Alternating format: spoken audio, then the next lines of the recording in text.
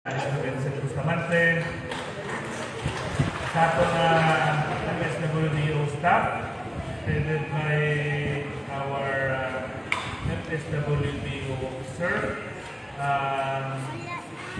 Ma'am Gordon Bacayo, ang ating focal person sa OFW, Ma'am Rhea Vargas, ang mga set of officers na nag-trailan na kaparantayan natin sa Barrio San Galate, yung atong federated officers, headed by our president, Sir Noli Apachicha, at sa atong bisita, sa PESO o Public Employment Service Office, Province of Iloilo, Apachicha, Mayor Junjun. Department of Migrant Worker, welcome kamu namun dari good morning.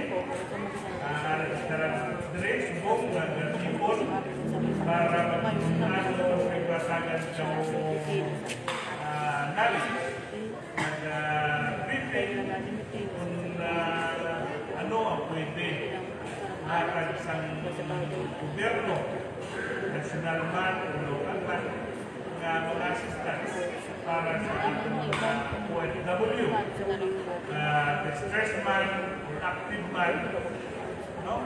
Kaya before I continue my message today, ang isang grupo, ano ba? Sir Nole, wala. Talagang i-invite ko sila. I-invite naman sila. Ang akong tinutuyo rin sa akong pagdadal ng business ng Barwa, no halos kanan, isa lang din ang pinakilala ng organisasyon sa in terms of OFW sa mga tagsa-tagsa na Barwa. No, looking forward, nakabay sa akong pagkabalo, nagduwadi ang grupo ng OFW. Distressed man or active man, nagduwadi ang grupo. Sa siling organisasyon, wala pili. No? Distressed man na or active man, andin ka na. Pero ang isa, sa nabagat ko, puro distressed or mga graduate na in terms of OFW. Ang akong pinutulog kami na babay pa, at akong pinutry upod sa akong SB, si Vice, na pwede na i-merge kamo napon para maniwan yung tauhay natin ng servisyo sa inyo na walang pinipilian. No one left behind in terms sa ating mga OFW. Kaya karon, kung natagang matang priority, ang tiyak o ang isa, masugod. Kung sila naman to, natagang priority, kamong masugod. Ang munang ginalikawan din nato. Binuwaan din nato, emerge ka mo. Looking forward, dalayo nato. Napaghinunaanon, ngunit sa Sangguniang Bayan. Muna, message sa inyo, kung ano man ang mahatag sa gobyerno, national man or lokal, gabay initibigan ka isang paano pasalamatan halin sa atong komunidad. Hindi pa man ako, o wala pa man ako, ideya, ano pagin, yung mga assistance sa mahatag sa inyo. Kung nasubukan yung anon, matagan ka mo, or ma-orient ka mo, na kung ano pagitang mapuslan ninyo, na like, sa mga active OFW, kung ano pagitang ilang na mapuslan ng mga assistance sa ating lugar. Gusto mo, pinawelcome na rin ka mo, sa mga aga, for the orientation, for Manaki Sea Land Modern Day Heroes University. Dapat hindi salamat. God bless.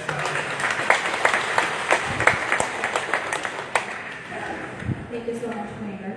And Another message from our Municipal Vice Mayor, Philemon Iran Jr. A round of applause. Thank you.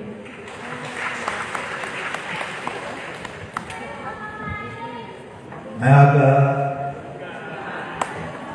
ako sa OFW organization, umulit sila para kaya salamat din sa ating peso officers sa ating part of my members. Wala, makot kayo ko may uwan, hindi may speaker ng uwan para naman kasi this is the first time na isa ka mo, no? Habang yung 5,000 lang mga inactive, para isa na lang kita. Kaya of course, ang mga active na OFW, may mga panayag sa hindi ka malikawan, isang pamulong kita ang atong nahimata, atong bata, ang matawhay, safe sila sa ilang pagtrabaho sa ibang puso, sa kaiman. Of course, kinanglan natin ang amuli.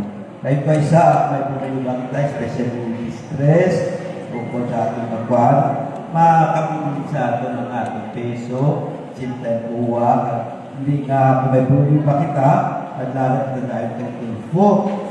No? So, ari ang peso, ang uwa, may dapat kita na, no? At least kita magpatulfo. No? So, kamay pa yung pag-isa sa inyo, no? Kung isang lupang magluwan sa kanati kay Rosales, makuhaan ka na ma-assistant sa inyo sa national lunaraman na bulik sa mga pamilya na may mga OFW active.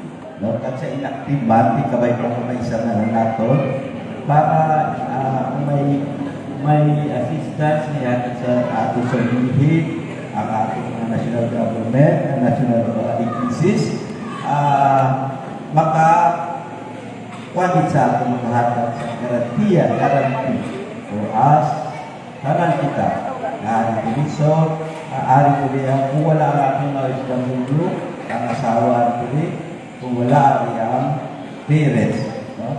Parents, wala mga makarepresenta para sa pag-isa, ayuhan, nagbuli, iwas sa pangabulutan ang ating OFW ay mabutang sa kapamakan.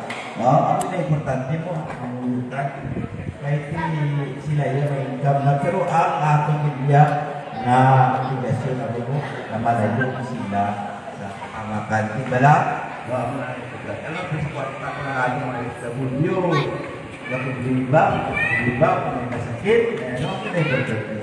Pangamulo, kailangan ng ating mga ipagsisan. Sige ko na, kapulo sa solidat, bigla sa ating kanan, sa amuni na pag-organisa sa inyo. Dahil hindi para sa hamon, hindi para sa inyo mga nalanggan. So, good morning, and respect sa inyo.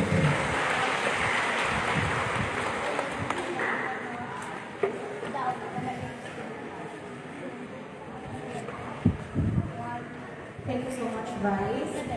Let us hear another inspirational message from our Assembly ang Bayan member, Honorable Vincent Bustamante. Let us hear a round of applause. To my fellow OFW, a pleasant good morning to all. But firstly, allow me to recognize, hindi lamang aktibo, hindi may handong at may plano sa pagbuli, sa pumuluyo, sa banwa, sa banat, the honor to the political leader. Ang ating mga pilang Vice Mayor was very supportive of all the programs of isang nalipat man siya fellow OFW naman.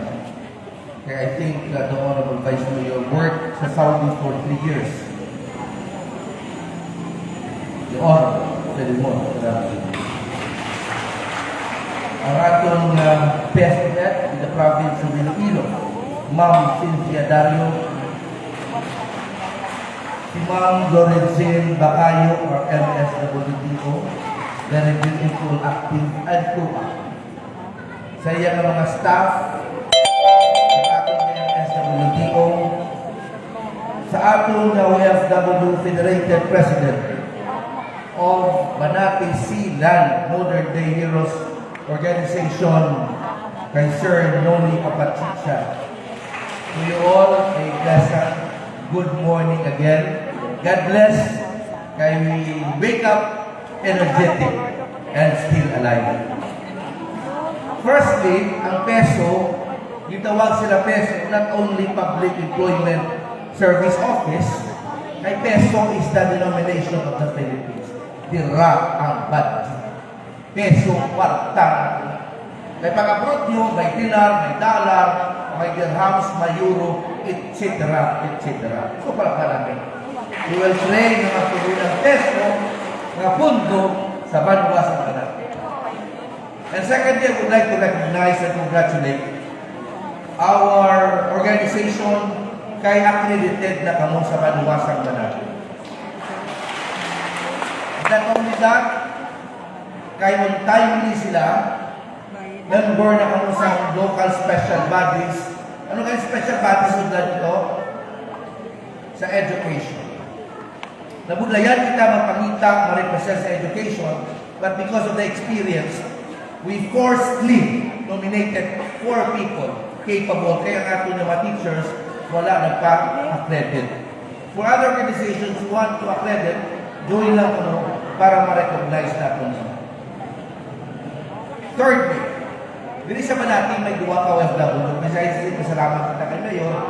Nagpalapit sa ako ng duwa ang isa organization. Ang sa akin pangangkota tayo medyo may conflict. What I did was, kami ni Sir Noli, ang president sa Piyak na Estudyante. The value na gusto natin, kaya ina-credit naman sila because they apply. But then we haven't realized, kinangalaman isa kita, and that's very good. Kasi at the moment, hindi mo ma-intervene pa isa ron, kung marami mo ka isa kung may nailain, kita nga daw may tinutuyo. So, ara pa mainit ang bugsog sa tagipusuon. So, ano matako? So, what we did is, ina-credit natin, may pa-istorya, because at that time, na daw may tipon-tipon sa paso. Tinumit halfway.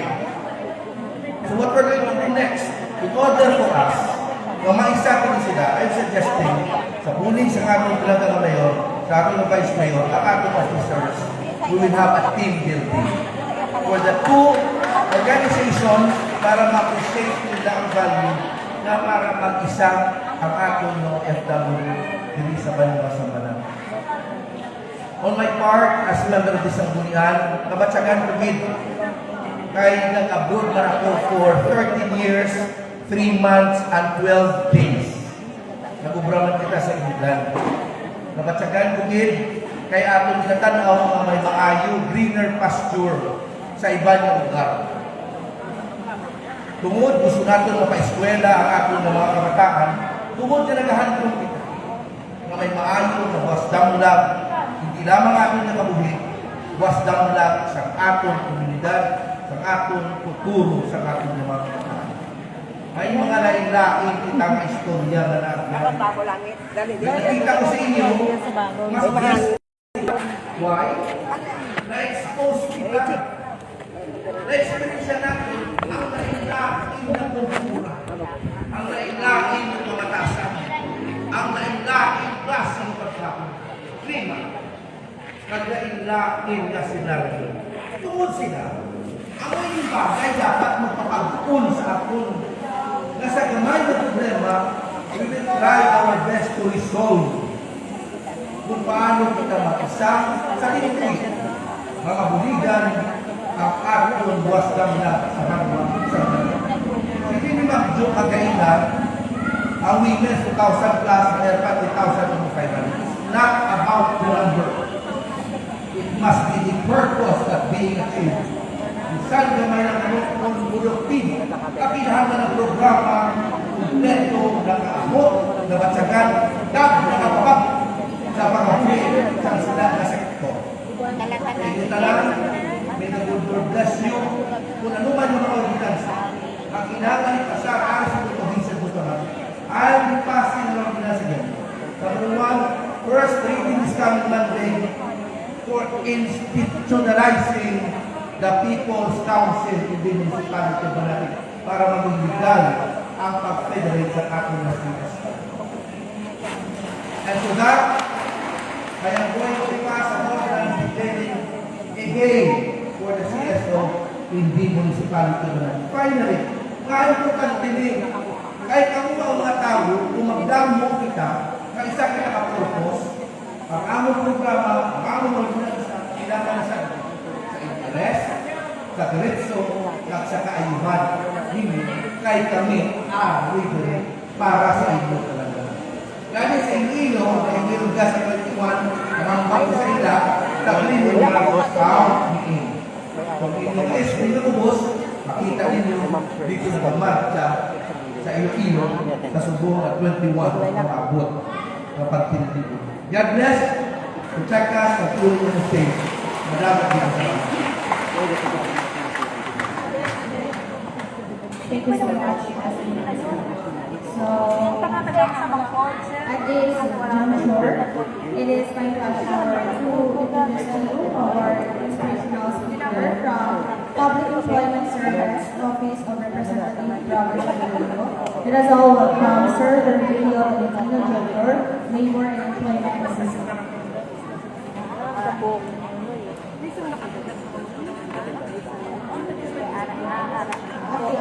This doctor introduce to you, Doctor Management, PPH, Quezon, as a humor around all of us.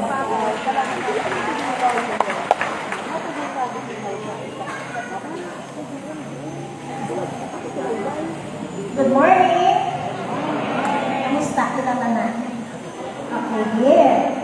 Okay, so kami no sa Iloilo Provincial Government under the leadership of Governor Gov. Toto Sir Jr. nagpapasalamat din because may ara kita mga tao, may ara kita sa sosyon, and of course may ara kita leader na ginapangunahan sa atong Mayor Gonzales, of course. Thank you, Mayor. Ang atong SB, si SB Bustamante, very supportive din, and we are so happy with the messages na ginahatag nila. And of course, ang atong na Vice Mayor, si Vice Mayor Iran. So, sir, thank you, kami kayo na nag-discuss kami ni Ma'am Estelle, of course, from the BMW and Ma'am Chanel. Ari man sila later, nag-discuss man sila sa mga programa sa ahensya, sa Department of Migrant Workers. So first, ang hambang kainan ni SB Bustamante, peso, kwarta. Ang ako na hambang is, aside from the programs for the OFWs, wherein may ara kami nagtutupod na ordinansa ng sponsor sa ating board member from the 4th District Board Member Rumi Istura, the OFMBC, Overseas Filipinos Migration and Development Center. Wherein, ang Iminga Center, amo ang naghahatag sa mga serbisyo at programa para sa mga OFWs. So now, talaan nyo na, arak si Provincial Peso, arak si BMW, arak si OWA, and of course, arak si DFA, nga nag-unig sa inyo. So you are not left behind. So, sa peso, when it comes to kwarta, may arak kami mga employment programs.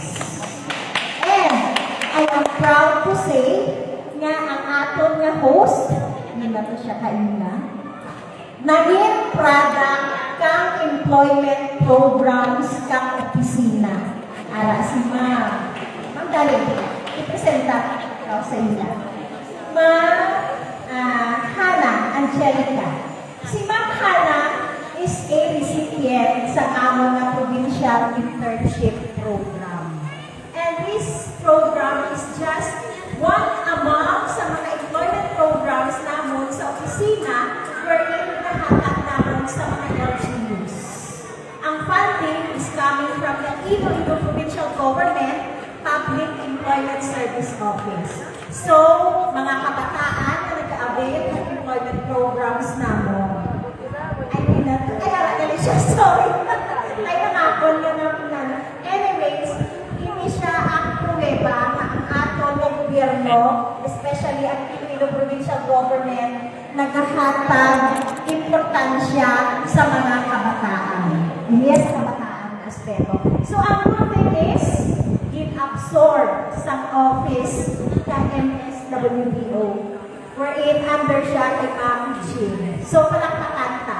Isa ito siya kapatida. Hindi na nagtatawag natin yung MOV niya, means of verification. Thank you. Okay. So, next. Naaari ka mo subong. Naaari ka mo. Mamangkot ko.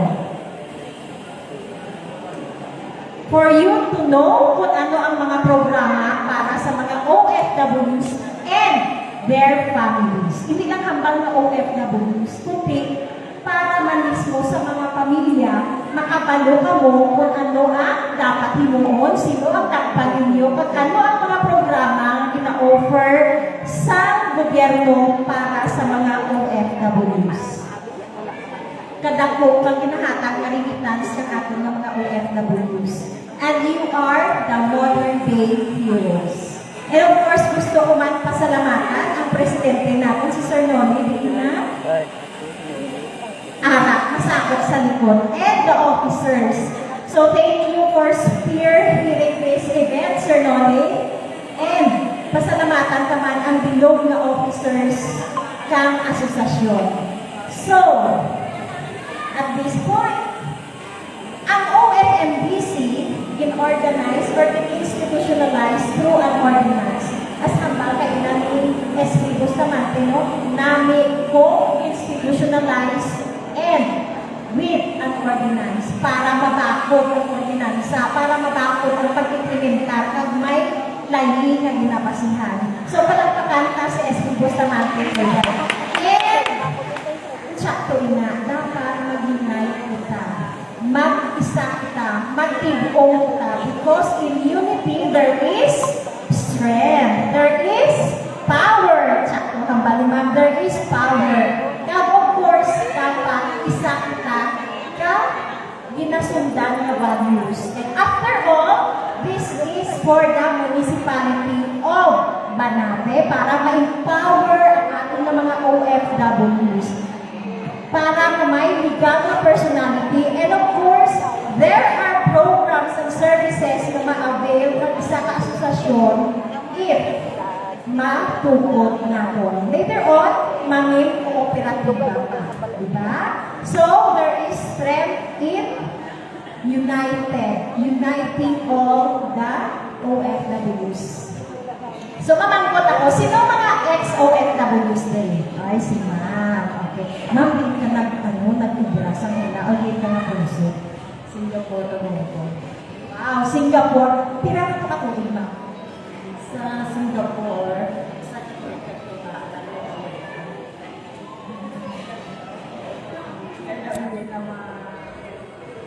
Lubat na mga idol. muna no ang flight sa OFWs.